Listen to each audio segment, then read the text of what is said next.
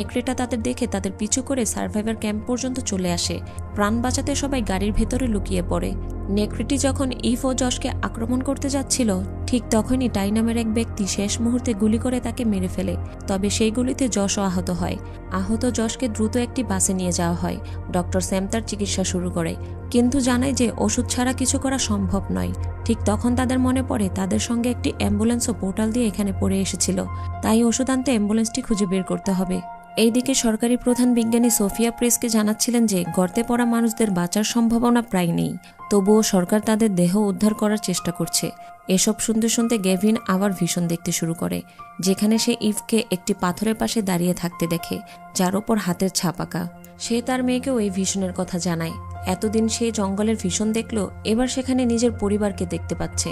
সোফিয়ার দল একটি ড্রোন পোর্টালে পাঠায় ভিতরে কি আছে জানার জন্য, কিন্তু ড্রোনটি ভিতরে ঢুকতেই সিগন্যাল পাঠানো বন্ধ করে দেয়। বাইরে গেভিন আবার ভীষণ দেখে যে ড্রোনটি নিচে গিয়ে ক্র্যাশ করেছে, অর্থাৎ সে গর্তের নিচের দৃশ্য দেখতে পাচ্ছিল। যদিও কেন এমন হচ্ছে তা সে নিজেও জানে না। সে দৌড়ে গিয়ে ডক্টর সোফিয়া